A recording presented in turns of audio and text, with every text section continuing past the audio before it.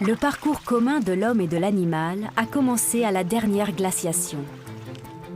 D'abord concurrents dans la lutte pour la survie, les deux finissent par s'engager dans un partenariat symbiotique. C'est la plus grande chance qu'ait connue l'humanité. Grâce à la domestication animale, elle conquiert le monde. On sélectionne les animaux pour obtenir certaines caractéristiques, et la vie des humains change du tout au tout. L'homme utilise la force des animaux, leur viande, leur peau, leur sens et leurs instincts souvent supérieurs aux siens, mais apprécie aussi leur loyauté et leur amitié. Pour la civilisation, la domestication est un atout majeur.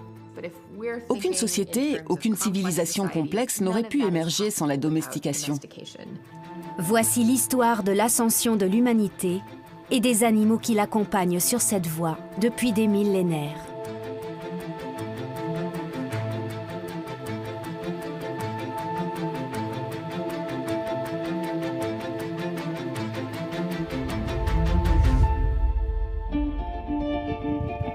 Des chevaux sauvages dans la steppe herbeuse de l'Ouest américain. Il y a plusieurs siècles, lors de la conquête du Nouveau Monde, des chevaux domestiques ont échappé aux conquistadors qui les avaient apportés. Jusqu'à l'arrivée de ces Européens, il n'y avait plus d'équidés en Amérique. La souche s'était éteinte environ 10 000 ans plus tôt, pour des raisons non déterminées. Ces espaces sont idéaux pour les chevaux redevenus sauvages qui s'y reproduisent vite. Mais sans les hommes, ils doivent lutter pour leur survie. Seuls les plus forts et les plus sains vivent assez longtemps pour pouvoir transmettre leur patrimoine génétique. Ce retour à l'état sauvage, appelé marronnage, est l'inverse de la domestication. Ici, c'est la nature et non l'homme qui commande. Pour moi, le cheval, c'est vraiment l'expression, une des plus belles expressions de la nature. Le cheval, mais encore plus le cheval sauvage. Et ça me permet de me reconnecter à une forme d'animalité qui est celle que l'être humain a perdue en fait. Les chevaux sauvages. Pour Ludovic Fournet, ils sont toute sa vie. La petite jument a l'air de mener le troupeau. Ils s'en vont, on dirait. Fais gaffe. Aux États-Unis, les mustangs sont une espèce protégée. Ils ont peu de prédateurs naturels, si bien qu'ils sont aujourd'hui trop nombreux. Tous les ans, les autorités en font capturer une partie. Certains sont stérilisés, d'autres apprivoisés. L'objectif est de les faire tourner ou retourner le plus vite possible à l'état domestique. C'est le seul moyen de les faire adopter par des amoureux des chevaux.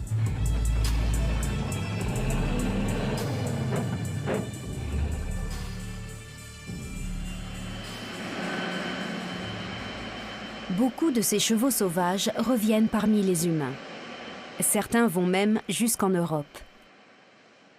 À l'aéroport de Francfort, Ludovic Fournet attend un Mustang qui lui a été confié. Il est impatient de le rencontrer. Je pense qu'il y a peu d'êtres humains qui ont cette chance de pouvoir interagir avec vraiment le sauvage aujourd'hui. Et donc c'est un cadeau pour moi de pouvoir interagir avec lui. Et puis c'est un cadeau aussi pour lui. Parce que ma mission, c'est de faire en sorte que sa transition entre le monde sauvage et le monde avec l'humain se fasse de la façon la plus douce et la plus facile pour lui. Le dresseur va emmener le Mustang dans son ranch du Lot. Le cheval sauvage numéro 6380 est transbahuté dans un monde étranger et menaçant. Pourtant, il va falloir le transformer en un animal apprivoisé qui répond totalement aux demandes de l'homme. Dans 120 jours, le jury d'un tournoi équestre jugera si cet objectif est atteint. Waouh, c'est magique. C'est un instant rare dans la vie d'un entraîneur de chevaux, de pouvoir voir ce type d'animal, de cheval sauvage à côté de soi. Et là, c'est la première fois que lui et moi, on se voit, c'est la première fois. Et voilà, c'est très important. Et le feeling est waouh! Dans les 3 prochaines semaines, le but de Ludovic Fournet est de faire en sorte que ce Mustang, qui a toujours vécu loin des hommes, consentent de bonne grâce à se laisser toucher par un être humain, un seul. Ce sera la première étape de sa progression.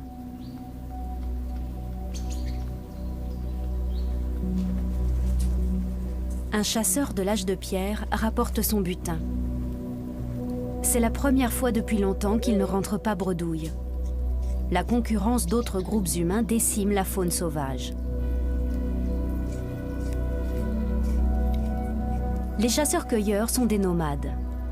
Ils risquent en permanence de mourir de faim ou de froid en hiver. Ils savent déjà tirer parti de la viande, de la peau, de la fourrure et des os des animaux morts. Mais nos ancêtres chasseurs ignorent vraisemblablement encore que les bêtes vivantes peuvent aussi leur être utiles. Nos ancêtres du Paléolithique vivent essentiellement de la chasse et de la cueillette. C'est ainsi qu'ils subsistent pendant quelques millions d'années avant de devenir des Homo sapiens. Puis arrive une période qu'on appelle le Mésolithique. Ce sont encore des chasseurs-cueilleurs qui forment des groupes de taille modeste, limités à quelques dizaines d'individus. Mais les populations augmentent et il faut trouver de nouvelles solutions pour se nourrir.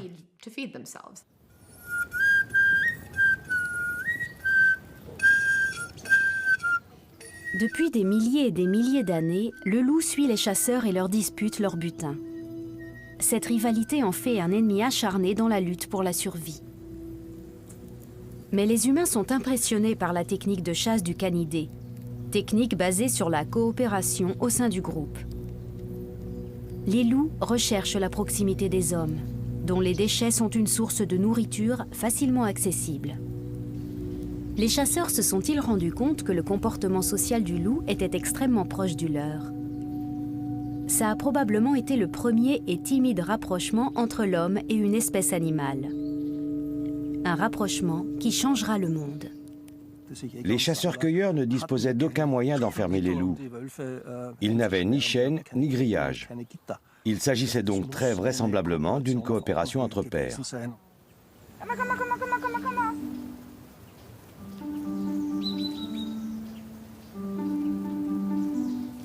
Au centre d'études du loup de la réserve animalière d'Ernstbrunn, en Autriche, des scientifiques se penchent sur la relation millénaire entre l'homme et le loup.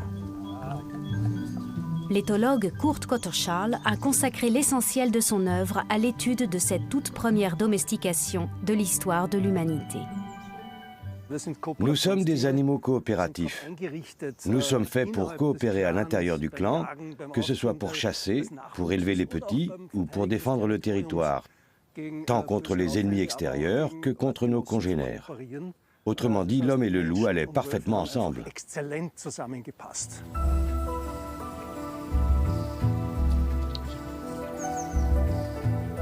Même si le loup est génétiquement très éloigné de l'homme, c'est l'espèce animale dont le comportement est le plus proche du nôtre.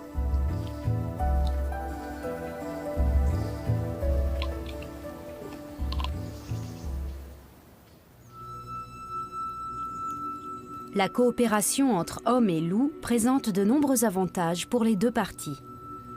Les humains, par exemple, peuvent profiter de l'odorat plus aiguisé et de l'ouïe plus fine du loup.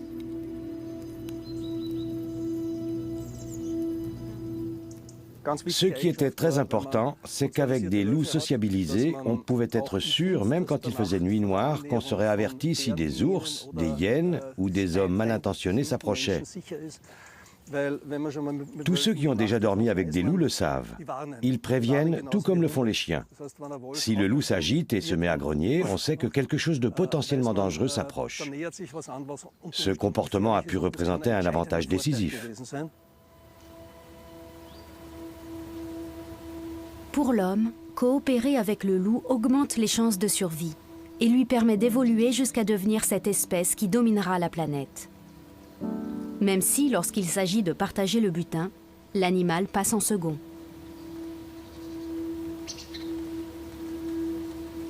La sélection et l'élevage des louveteaux les plus dociles ont peut-être constitué une première étape dans le processus de transformation du loup en chien.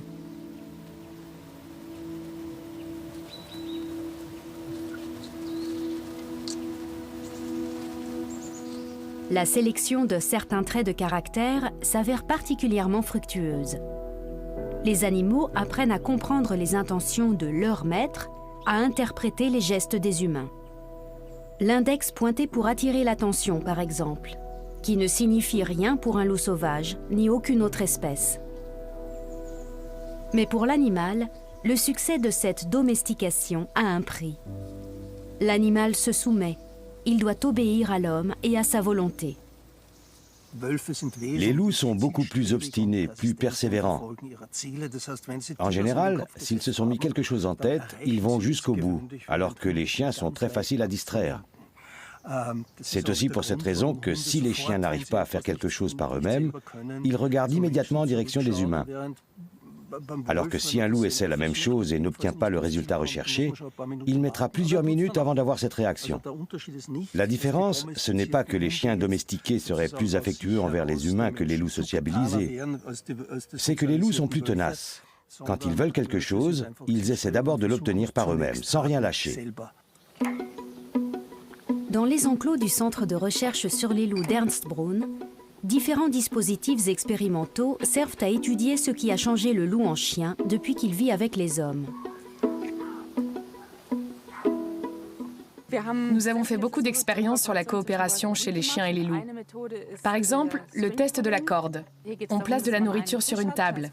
S'ils tirent en même temps sur une corde qui passe par 2 poulies, les 2 animaux peuvent rapprocher le plateau de la clôture et attraper la nourriture à travers les mailles du grillage. Mais si un seul des 2 tire de son côté, la corde sort de la poulie et il n'attrape rien. C'est facile à comprendre, y compris pour des animaux.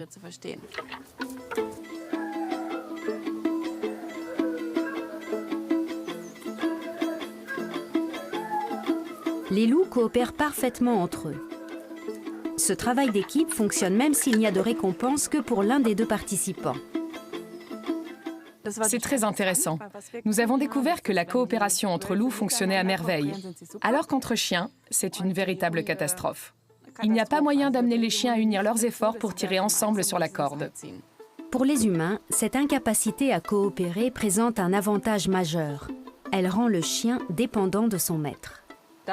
Nous avons refait l'expérience en leur donnant pour partenaires des humains qu'ils connaissaient très bien.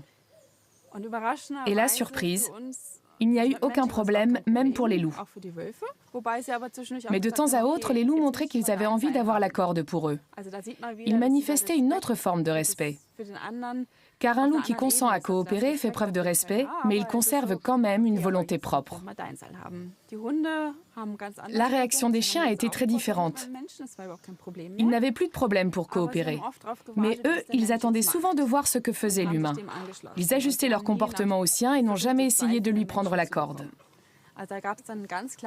Il y a donc des différences très nettes. Pour résumer, on peut dire que les loups prennent l'initiative de la coopération, alors que les chiens attendent que l'humain leur propose « voilà ce qu'on va faire ensemble » et le suivent.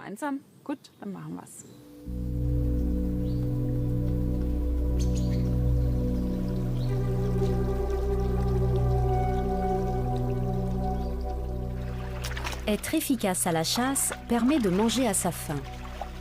La coopération entre l'homme et le loup profite aux 2 espèces.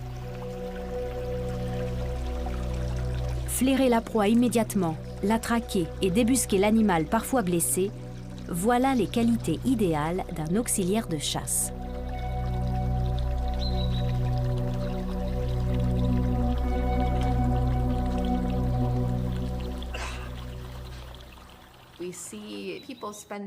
À un moment donné, certains groupes commencent à rester un peu plus longtemps en un même lieu.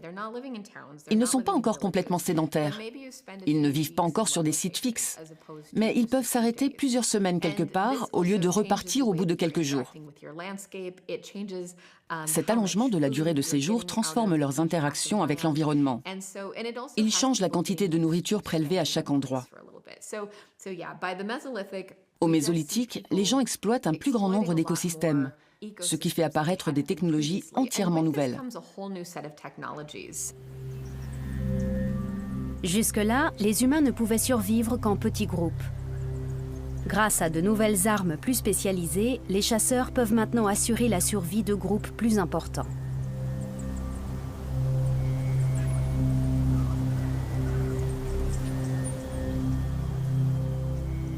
Ils chassent aussi de grands animaux agressifs. comme l'auroch, l'ancêtre commun de tous les bovins. Les chasseurs craignent ces puissantes créatures autant qu'ils les admirent. La prise d'un auroch apporte de la nourriture en grande quantité, ce qui en fait un trophée convoité. L'homme, qui n'était auparavant qu'un petit maillon de la chaîne alimentaire, commence peu à peu à s'élever au-dessus du règne animal et du monde.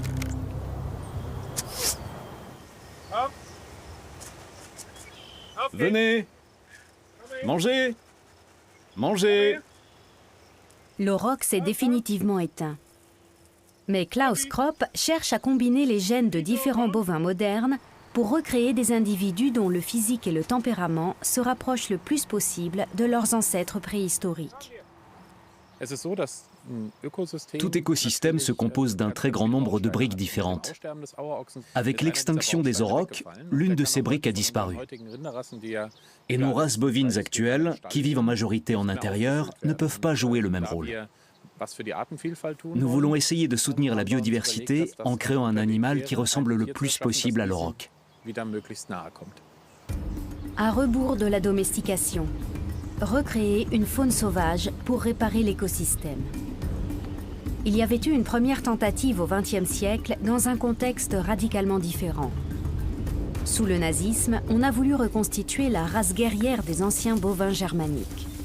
Certains chasseurs de l'époque étaient enthousiasmés à l'idée d'affronter la force et l'agressivité des aurochs. Le spectacle de ces grands animaux dans le paysage a quelque chose de très primitif et de très puissant. Les taureaux font 1,70 m au garrot et pèsent plus d'1 tonne. C'est très impressionnant quand on les voit se déplacer.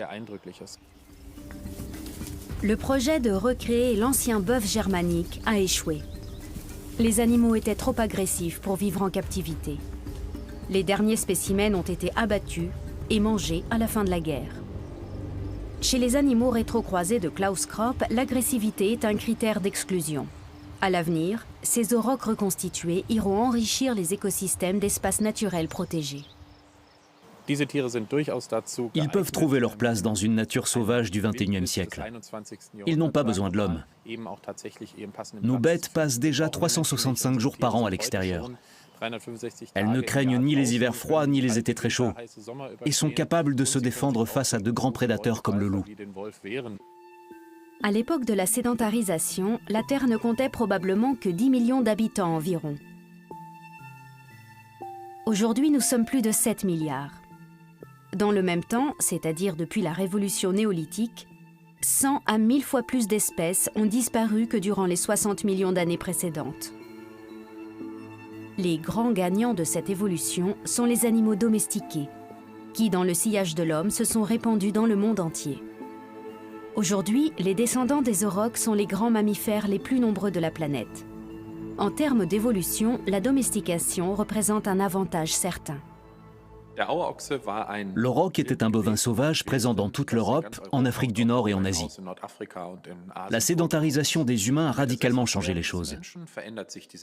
On capturait ces bœufs pour les garder dans les villages, et on a commencé à les apprivoiser.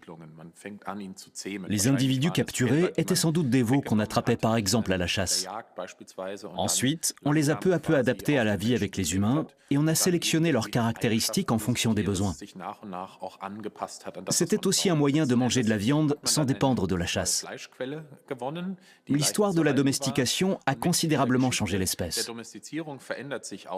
Les anciens aurochs sont devenus les bœufs domestiques que nous connaissons encore de nos jours. Leur taille a diminué, leur diversité aussi, tout comme la forme des cornes. Enfin, les différences entre mâles et femelles se sont de plus en plus réduites.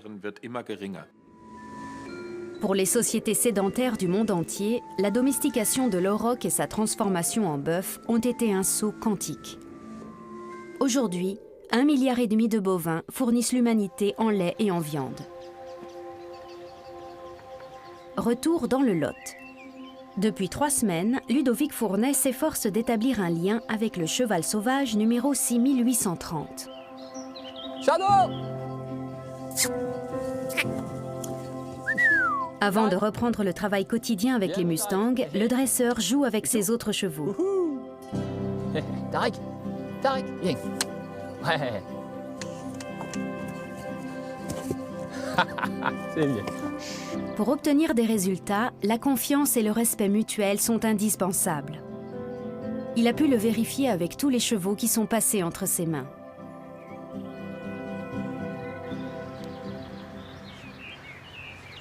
Et je pense qu'aujourd'hui, un des rôles majeurs de l'homme dans la relation au cheval, c'est que tous les deux ensemble, à travers la relation homme-cheval, on puisse à nouveau questionner le comportement de l'homme vis-à-vis de toute la création, en fait, vis-à-vis de tous les écosystèmes, de tous les animaux sur Terre. La tendresse est un langage parfaitement compréhensible pour l'homme et le cheval. Donc ces moments-là sont vraiment des moments magiques, hein, où on fait partie, on est vraiment comme eux. Voilà, donc il n'y a pas de... On laisse faire une grande proximité parce que ce sont des chevaux en qui j'ai confiance. Pour amadouer son protégé, Ludovic Fournet lui offre du foin de trèfle. Il faut y aller à tout petits pas. Car le cheval sauvage, dont la tactique face au danger est la fuite, voit l'humain comme un ennemi potentiel.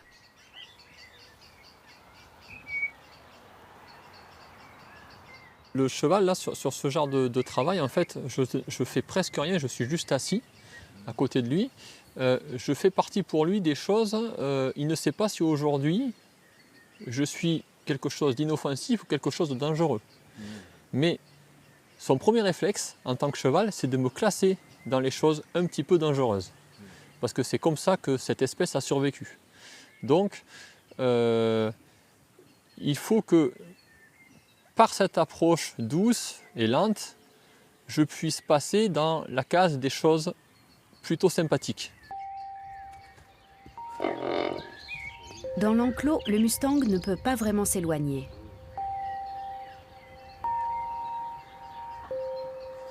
Mais pour l'entraîneur, impossible de saisir la longe ou le licol.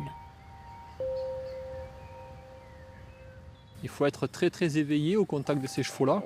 Et il faut se laisser. Alors il faut être à la fois très éveillé pour capter tous les signaux, pas faire d'erreur parce qu'on peut se mettre en danger. Un cheval, c'est quelque chose qui pèse facilement 500 kg, qui bouge très très vite. Donc c'est un animal qui potentiellement peut être dangereux.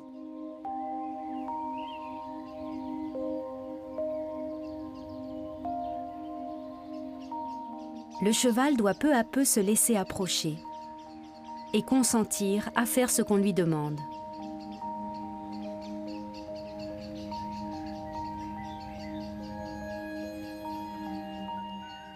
Je suis obligé de comprendre un petit peu comment le cheval fonctionne. Donc le cerveau du cheval est un cerveau aussi complexe que le nôtre au niveau de la neuroanatomie, de la neurochimie. Les émotions du cheval sont les mêmes pour les émotions principales que les nôtres. Donc la joie, la tristesse, la colère, la surprise, la peur font partie des 6 émotions primaires que partagent tous les mammifères.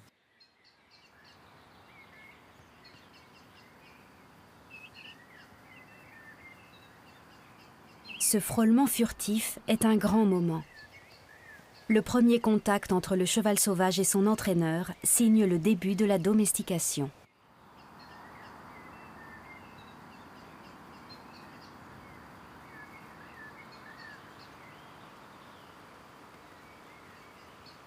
Désormais, le Mustang n'est plus désigné par un numéro. Il porte un nom, Shaman. C'est un moment très très important parce que il accepte qu'un humain vienne poser sa main sur lui. Je me sens un petit peu, comment dire, privilégié de pouvoir vivre cet instant-là.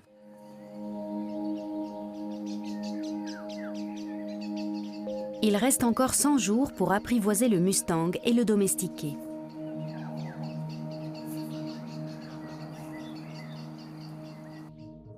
À partir du moment où les hommes découvrent le travail du bronze, ils peuvent fabriquer non seulement des armes, mais aussi des outils qui permettent de cultiver la terre plus efficacement.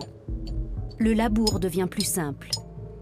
On peut produire de quoi survivre, mais aussi dégager des surplus. Partout en Europe, le commerce se développe. La recherche d'efficacité s'applique bientôt à tous les domaines de la vie et concerne aussi le traitement des animaux. Au 4e millénaire avant notre ère, se produit un changement radical.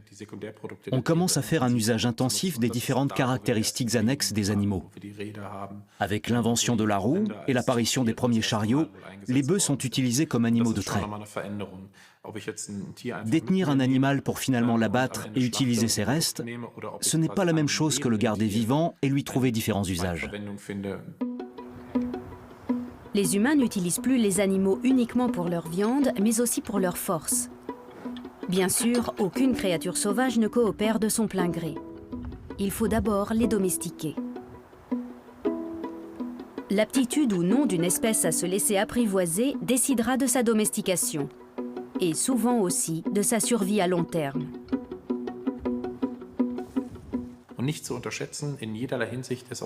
Il ne faut absolument pas sous-estimer le travail fourni par les animaux. On a commencé à les utiliser comme bêtes de trait. Pendant des millénaires, ils ont eu une importance capitale pour les humains, parce qu'ils pouvaient assurer leur survie en les aidant à cultiver la terre. C'est en soumettant les bœufs, en les mettant sous le joug déjà plusieurs milliers d'années avant Jésus-Christ, que les hommes ont pu développer l'agriculture.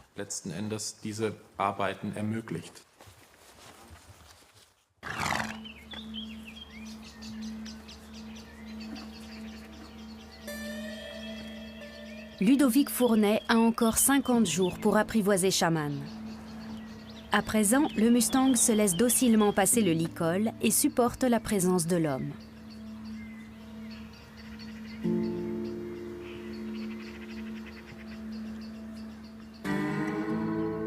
En fait, et c'est un cercle vertueux, en fait, c'est un petit peu comme le yin et le yang, on essaye d'avoir un peu plus de cheval en nous, et le cheval essaye d'avoir un petit peu plus d'humain, entre guillemets, en lui.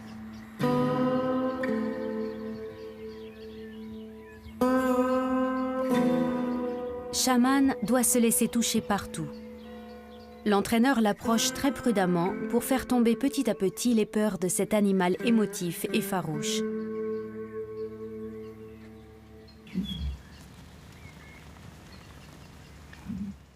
Pouvoir le demander de bouger n'importe où, baisser la tête.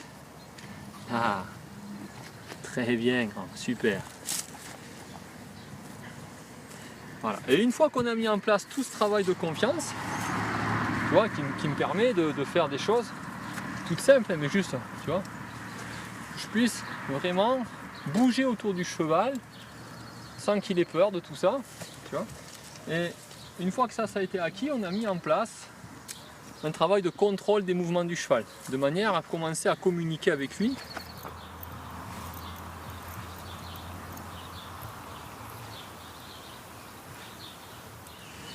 Je bouge mes jambes sur lui pour un petit peu frotter comme il faut, qu'il soit pas...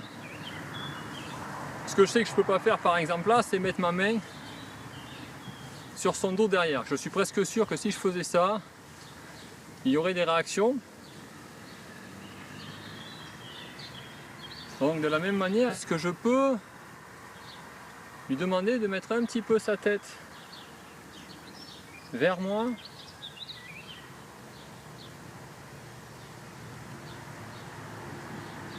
Je ne veux pas qu'il bouge ses pieds, je veux juste qu'il donne son nez.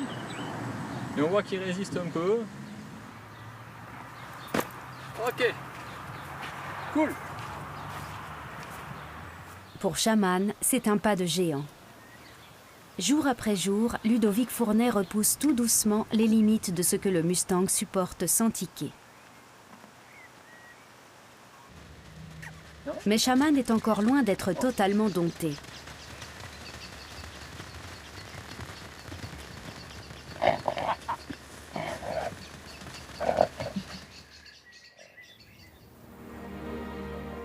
Quoi de plus bucolique que l'image d'un pâtre veillant sur le troupeau avec son fidèle auxiliaire. Les chiens de berger, sélectionnés depuis des millénaires en fonction de leurs aptitudes, obéissent au doigt et à l'œil et semblent travailler tout naturellement. Mais ils ne sont plus les égaux des hommes comme l'étaient peut-être leurs ancêtres, les loups de la préhistoire.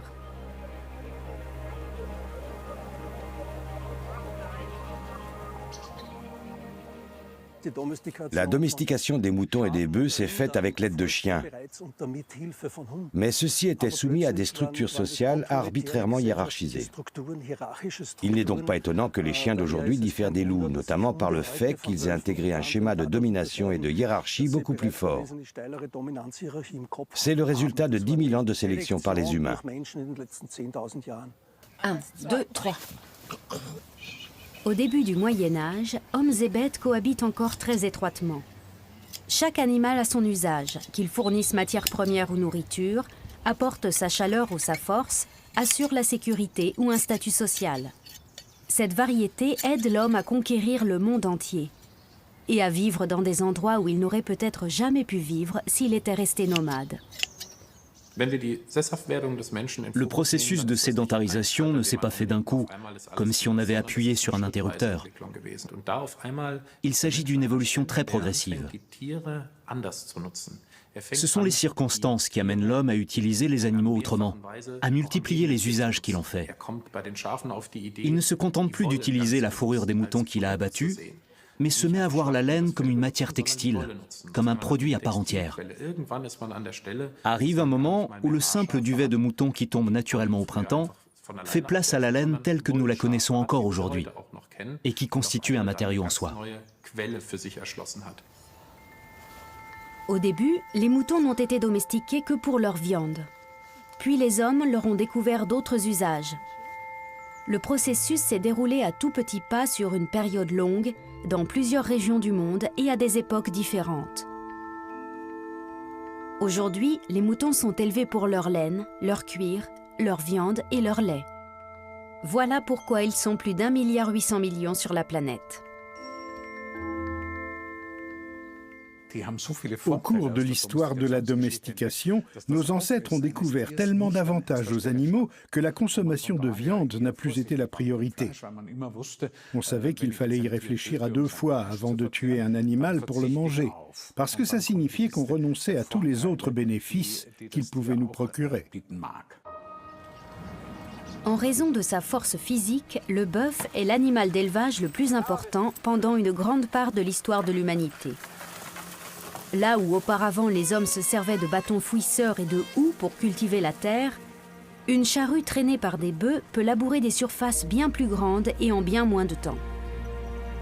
Grâce à la force des bœufs de trait, les hommes commencent à modifier radicalement leur environnement et à l'adapter à leurs besoins.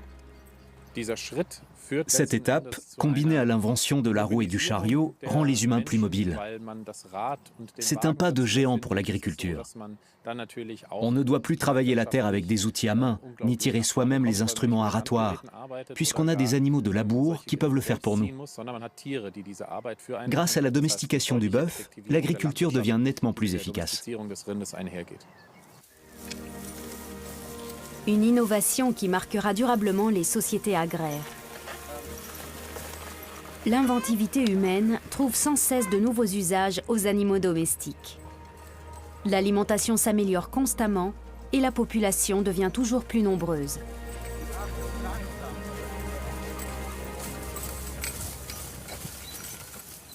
La force animale a joué un rôle décisif. Elle permettait de labourer en profondeur des surfaces importantes avec une efficacité qu'il était impossible d'obtenir à la main. Ça a révolutionné l'agriculture.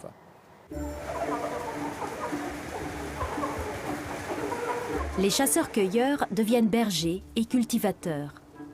Les nomades se sédentarisent. Ils construisent des hameaux, des villages et des villes, deviennent artisans, artistes, architectes et chefs de guerre. Les animaux domestiques jouent un rôle crucial dans le processus de civilisation humaine.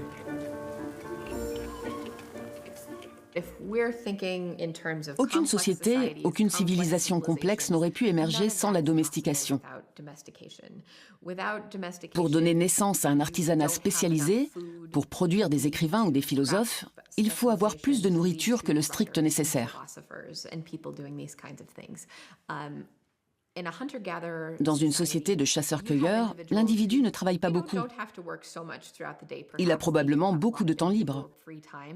Mais la palette de ce qu'il peut faire pendant ce temps est limitée.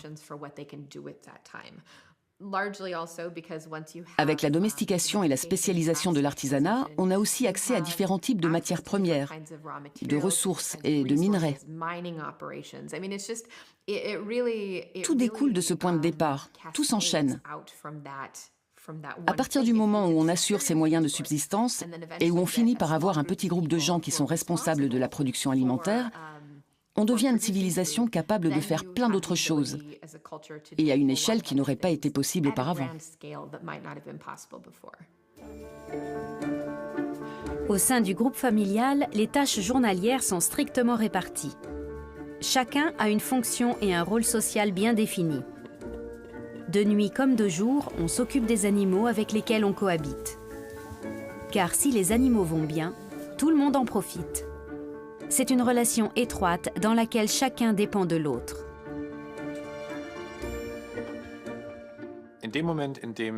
L'arrivée des bœufs dans les maisons a nettement amélioré certains processus. On se servait même de la température corporelle des animaux. On vivait sous le même toit que le bétail, ce qui facilitait différentes tâches, comme par exemple la traite. On vivait très près des animaux. Ça a sans aucun doute fait nettement changer le rapport entre hommes et animaux. Et ce lien, qui a subsisté jusqu'à nos jours, a très certainement son origine dans cette période, qui voit pour la première fois l'homme créer un attachement chez les animaux, tout en les modifiant pour son propre profit. Les groupes familiaux deviennent clans, tribus, dynasties. La propriété se transmet de génération en génération. Les récits originels et mythes de création prennent de l'importance. Les rites et coutumes communs créent une identité et suscitent la bienveillance de puissances surnaturelles. Depuis la préhistoire, la communauté de vie avec les animaux enrichit l'univers des humains.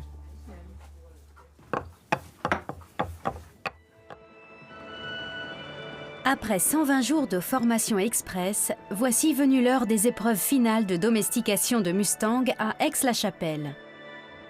Shaman doit montrer ce que Ludovic Fournay lui a appris.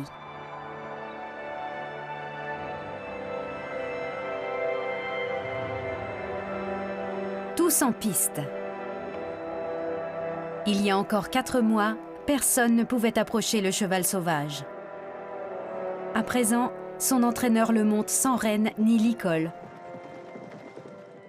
C'est vraiment ce qu'on recherche en fait, d'arriver à ce que le monde sauvage vienne un petit peu vers nous en fait, et d'essayer d'avoir un accès un petit peu à quelque chose de sauvage, parce que dans notre vie de tous les jours, il n'y a plus rien de sauvage, donc tout est un petit peu inerte, et c'est un petit peu retrouver le sens de la vie que de revenir un petit peu aux origines du lien sauvage, du lien sacré qu'on peut avoir avec la nature. Le Mustang fait confiance à son dresseur et accepte qu'il le domine.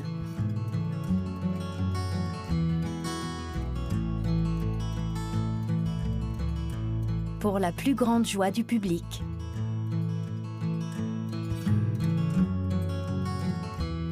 L'aventure commune de Ludovic Fournay et Shaman touche à sa fin. L'animal obéit au doigt et à l'œil. Il semble se plier de bonne grâce aux demandes de son entraîneur. L'homme a dompté le Mustang sauvage et le cheval s'incline.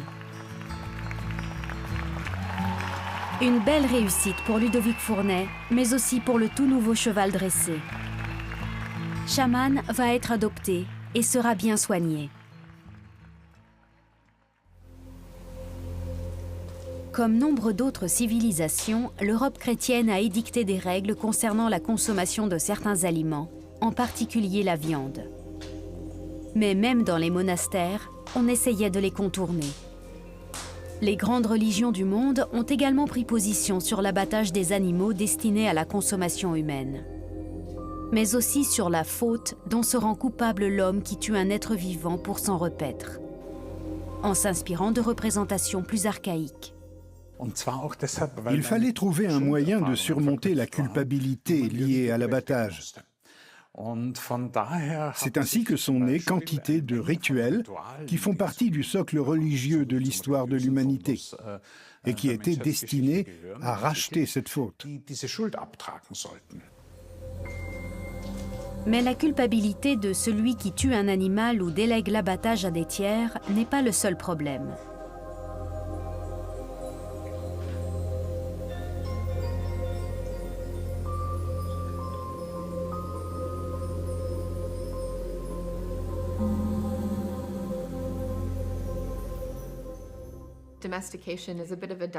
La domestication est une sorte de pacte avec le diable. Dès lors qu'on commence à cultiver la terre et à posséder des troupeaux, on est forcé de s'attacher à un lieu précis. Et ça change tout. En cas de sécheresse, de tornade ou autre catastrophe naturelle, on ne peut plus migrer vers des cieux plus cléments. S'il n'y avait pas assez de ressources quelque part, les chasseurs-cueilleurs nomades pouvaient se déplacer pour chercher leur subsistance ailleurs. Les paysans, eux, peuvent mourir de faim. En outre, ils ont des voisins, ce qui peut être un avantage, mais aussi un inconvénient. Par exemple, en cas de conflit, s'ils sont sédentaires, ils ne peuvent plus simplement s'en aller pour se réfugier ailleurs. La promiscuité avec les animaux et la densité élevée de population augmentent le risque d'épidémie. Les conséquences sont redoutables. Des populations entières peuvent être décimées. La sédentarité et l'agriculture peuvent permettre d'accumuler des richesses, ce qui de prime abord semble attirant. Mais tout le monde n'y a pas accès et les inégalités sociales apparaissent. Certains pensent même que la domestication des animaux a eu un impact sur la répartition des rôles hommes-femmes et que ces dernières auraient été marginalisées. Cela a entraîné des problèmes qui sont toujours d'actualité dans de nombreuses parties du monde. La domestication a de nombreuses facettes. Elle a été le point de départ de la civilisation, mais elle a aussi été une boîte de Pandore. Toutes les pandémies de ces derniers siècles sont dues à des contacts avec les animaux. Qu'il le veuille ou non, l'homme est rappelé à sa condition. Lui aussi, il fait partie d'un tout. La conclusion qu'il faut en tirer est radicale. Si nous acceptons enfin l'idée que nous appartenons au monde animal, nous abandonnerons notre combat centenaire contre la théorie de l'évolution. Ça correspond à ce que dit Darwin dans son livre sur l'évolution des espèces. Notre lien avec les animaux vient de ce que nous sommes des animaux, nous aussi. Hommes et animaux dépendent étroitement les uns des autres. Une sorte de communauté de destin que les révolutions industrielles et numériques mettront de nouveau à rude épreuve.